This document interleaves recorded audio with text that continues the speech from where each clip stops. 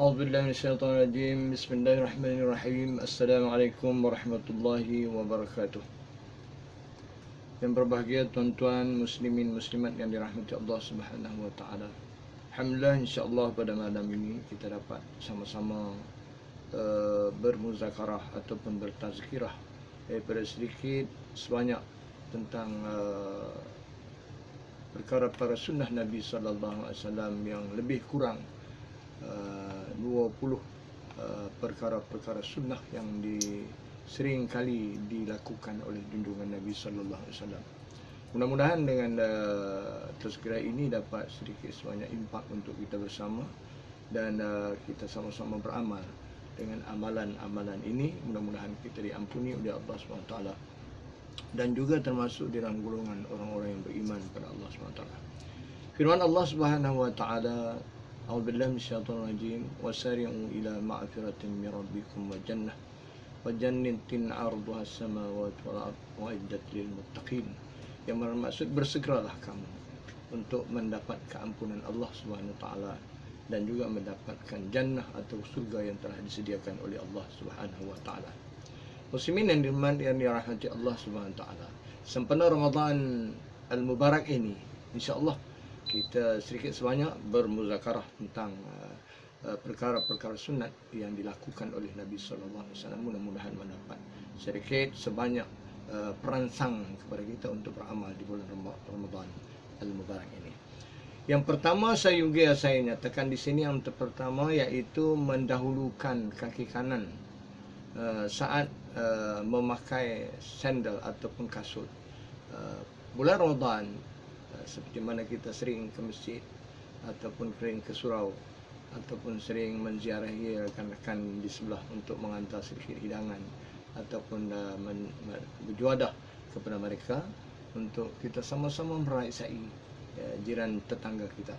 Kita mendahului, walaupun kita ke tandas, walaupun kita keluar ke pasar, walaupun kita ke majlis ilmu, walaupun kita ke majlis di majlis-majlis muzakarah, solat berjamaah dan lain-lainnya, kita biasakan amal ibadah kita dengan memulakan kasut ataupun memakai kasut sandal ke kasut kulit ke kasut kayu kan, bermula dengan kaki kanan dan juga dimulakan dengan bismillahirrahmanirrahim. Kerana ia adalah membawa impak yang lebih baik kepada kita, bermakna bermula dari peramal yang kita lakukan ini mendapat ganjaran, berarti kita telah melaksanakan sunnah Nabi sallallahu alaihi wasallam. Baik, yang kedua, kita menjaga dan memelihara wuduk. Juga ini adalah satu sunnah Nabi sallallahu alaihi wasallam yang sering kali dilakukan di mana-mana saja dia berada. Dan juga amalan ini adalah digalakkan oleh Allah Subhanahu wa taala Islam apabila kita berada untuk melaksanakan solat berjamaah, sama ada kita ke majlis ilmu, sama ada kita ke pasar, kita mulakan ataupun kita senantiasa berwuduk pada jalan yang kita lakukan itu mendapat keridhaan Allah Subhanahu wa taala. Fadilat berwuduk ini mudah-mudahan kita termasuk dalam golongan orang yang beriman dan berada bersama Nabi sallallahu alaihi wasallam insyaallah. Baik, yang ketiga, bersiwak juga adalah amalan Nabi sallallahu alaihi wasallam. Sering Nabi sallallahu alaihi wasallam juga dalam satu hadisnya yang bermaksud, kalaulah sekiranya siwak ini tidak memberatkan hamba-hambaku, nescaya aku wajibkan solat, nescaya aku wajibkan siwak ini pada setiap muslimin dan muslimat sekalian.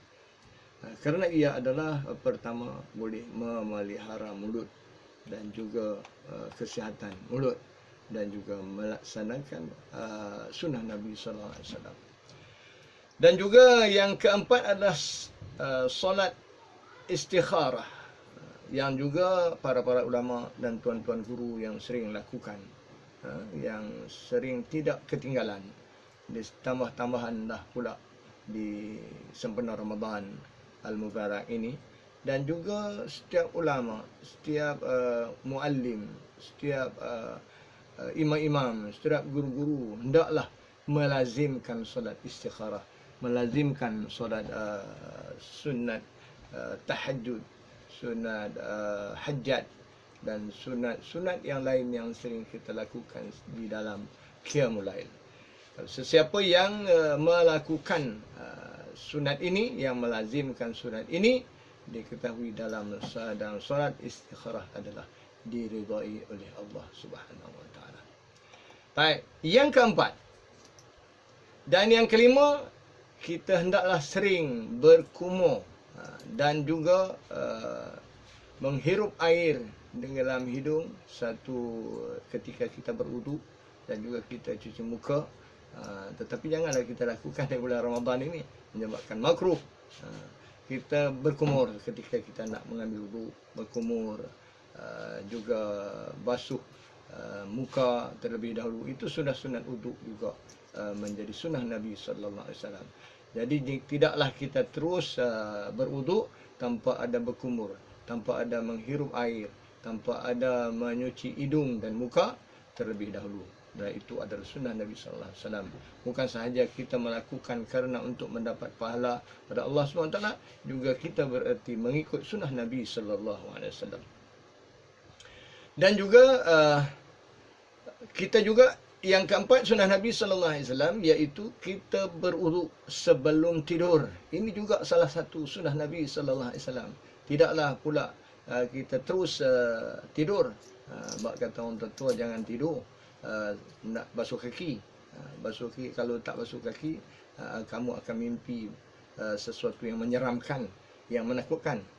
Tetapi ini adalah patwa-patwa orang Melayu. Tetapi hakikatnya adalah sunnah Nabi sallallahu alaihi wasallam. Apabila kita berwuduk, basuh muka, basuh tangan, kepala, kaki, bermakna kita basuhlah kaki untuk mendapatkan pahala dengan Allah Subhanahu taala, kerana Allah ataupun dapatkan ridha Allah Subhanahu taala. Bukanlah untuk menjauhkan sesuatu musibah, sesuatu perkara-perkara yang kita tidak ingini. Baik, muslimin yang dirahmati Allah Subhanahu taala, begitu juga yang ketujuh, iaitu sempena Ramadan al-Mubarak ini juga adalah satu tuntutan atau sunnah Nabi sallallahu alaihi wasallam, iaitu berbuka puasa dengan makanan yang ringan, seperti mana kita mulakan memakan buah kurma, buah tamar, juga buah-buah yang lain kalau sekiranya tidak ada tamar. Tetapi tamar sekarang ni banyak dah di pasaran-pasaran, mudah saja dapat. Jadi ini adalah sunnah Nabi sallallahu alaihi wasallam, atau buah-buahan tempatan dan juga air suam. Kita mulakan berbuka dengan minuman-minuman yang ringan. Tidaklah terus gelojoh makanan-makanan yang kita beli daripada pasar-pasar, seperti mana lengkong, bubur kacang, begitu juga air-air yang lain yang kita minati di pasar-pasar, kita beli di pasar-pasar, tanpa kita memulakan dengan makanan ataupun memulakan makan yang ringan-ringan. Saya cukup setakat ini, banyak lagi sunnah-sunnah yang akan datang. InsyaAllah dengan 7 perkara yang dapat saya utarakan pada kuliah ataupun tazkirah pada ini, mudah-mudahan kita dapat manfaatkan, kita lakukan setiap hari. Mudah-mudahan kita mendapat ridha Allah SWT, seperti mana mendahului kaki kanan ke masjid ataupun keluar rumah. Begitu juga menjaga dan memelihara uduk senantiasa kita ada uduk dalam hidup kita. Dan juga bersiwak, iaitu bersugi. Dan juga yang keempat adalah salat istikharah, sunat-sunat yang lain-lain, hajat dan juga tahajud. Dan seterusnya, yang kelima, berkumur dalam sebelum kita mengambil wuduk, berkumur dan juga berwuduk sebelum kita tidur. Seringkali ataupun kita lakukan. Dan juga yang ketujuh, iaitu berbuka puasa dengan makanan-makanan yang ringan. Tidaklah kita berbuka dengan makanan-makanan yang heavy seperti nasi ayam, nasi kerabu dan lain-lain. Kita mulakan dengan minuman-minuman ringan, iaitu air suam ataupun tamar, buah-buah yang tempatan yang banyak khasiatnya. Dengan ini apabila kita lakukan, maka kita beroleh pahala dan telah mengikuti sunnah Nabi sallallahu alaihi wasallam. Mudah-mudahan kita dapat ganjaran daripada Allah, yang baik daripada Allah Subhanahu taala, yang tidak baik dari saya, walaupun hakikatnya daripada Allah Subhanahu taala. Saya mohon keampunan dan kemaafan. Wallahu a'lam wa billahi taufiq wal hidayah. Assalamualaikum warahmatullahi wabarakatuh.